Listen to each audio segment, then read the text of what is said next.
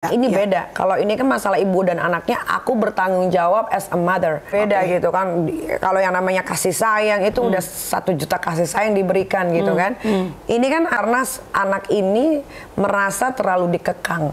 Dan ketika mungkin salahnya aku tidak berpikir 2 kali 3 kali karena teman-teman aku tuh ya bilang, Nick, lu pikir-pikir lagi kalau mau taruh Rolly di UK karena itu jauh banget dan dia pasti akan merasa bebas banget. Sampai aku jelaskan gini ya, di UK itu dia tidak sekolah yang biasa, dia itu di asrama. Jadi buat aku itu adalah dia safe banget tuh di asrama gitu, kayak pesantren lah Kak. Jadi kan pikiran aku nggak akan kemana-mana. Cuman memang itu pertama kali seumur hidupnya dia diberikan gadget yang super lengkap, handphone, iPad. Tadinya di sini pakai, tapi kan setelah selesai digunakan kan balikin. Tuh dia nggak bisa pegang apa segala macam. Nonton TV aja ada jamnya.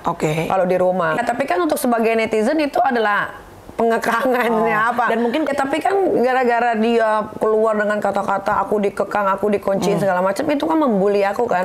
Aku merasa sebagai orang tua kurangnya aku apa ya mendidik dia, memberikan kasih sayang. Ada orang yang bilang, ya tapi dia nggak butuh uang. Lah terus dia makan pakai apa? Dia beli baju pakai apa? Aku masukin dia sekolah, dia nggak pernah di sekolah SD Impres. Dia tuh swasta semua, internasional. Karena dia mau bebas. Jadi waktu sekolah, jadi gini, kalau dia mau ketemu teman-temannya, dia tuh nggak aku biarin sendiri pergi. Tapi kalau mau ketemu teman, salah satu harus ada yang ikut. Iya, aku juga gitu sama kalau nggak mau, nggak boleh ikut ya nggak boleh pergi. Ya itu aja pilihannya. Terus salahnya di mana aku tanya?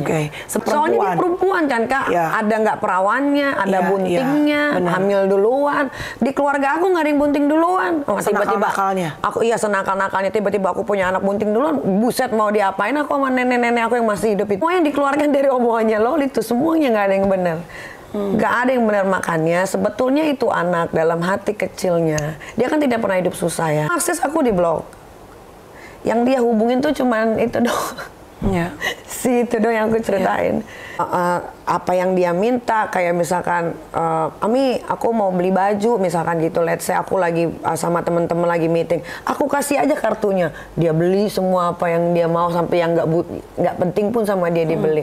Dia mau, Ami aku mau panahan, aku salurkan kesukaannya. Dia mau berkuda, aku salurkan dia maunya apa, piano, sampai aku beli piano ini. Kesalahan aku nggak tahu ini kesalahan atau bukan, karena aku udah ke psikolog juga Kak gitu. Aku tanya, apakah saya salah mengekang anak perempuan saya satu-satunya gitu, apakah saya salah ngunciin anak saya di dalam kamar?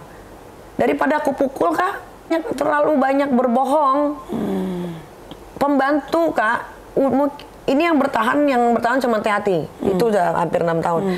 Yang lain tuh baru-baru semua. Ya itu karena ulahnya si Loli. Guru les Mandarin dikunci di kamar mandi. Nggak ngerti apa salahnya aku nih di mana. Aku pernah dipukul. Betul aku pernah pukul Loli. Tapi kan dia tidak tahu. Tapi kan dia tidak menjelaskan alasannya kenapa dia dipukul. Waktu itu dia ada live di Instagram. Ya dia bilang aku dipukul. Tapi kan dia tidak menjelaskan kenapa dia dipukul. Nah sekarang kalau aku menjelaskan, nanti aku dibilang buka aib anak. Memang udah diikhlasin aja mau ngapain dia. Ya karena apa, setiap hari kerjaannya live di TikTok sekarang. Sekarang live di TikTok. Terus omongannya udah melenceng. Udah aku kasih tahu kan sama netizen kalau misalkan lagi live Loli, tolong dinasehatin. Karena apa yang sudah diomongin itu sudah terlalu bohong. Takutnya mentalnya dia kena Kak. Karena seringannya dipuji ketika apa yang dia omongin dan didengar sama banyak orang tiba-tiba tidak terlaksana, dia dibully. Nah aku takut dia tidak siap dengan bulian itu. Kayak bagaimana mau aku rangkul orang, aku aja teleponnya di blok. Kalau dia mau hidup yang baik ya dia pulang. Itu malah sekarang ketakutan aku adalah ketika dia balik, Loli ini balik ke rumah, 2 anak aku ini pasti gimana? Aku takutnya di brainwash, takutnya di bagaimana. Ini ketakutan aku aja sebagai seorang ibu. Saya ikhlaskan. Ya terserah aja mau ngapain dia mau. Ya kalau misalkan naudzubillah min dzalik dia terjadi apa-apa di sana, ya aku tinggal ambil aja mayatnya, aku kuburin di Jakarta. Separah itu aku sudah. Itu darah daging ya Kak. Kayak mana aku sama orang lain? Bukan karena aku jahat ya Kak. Itu pilihan hidup dia. Karena dia merasa dia sudah dewasa.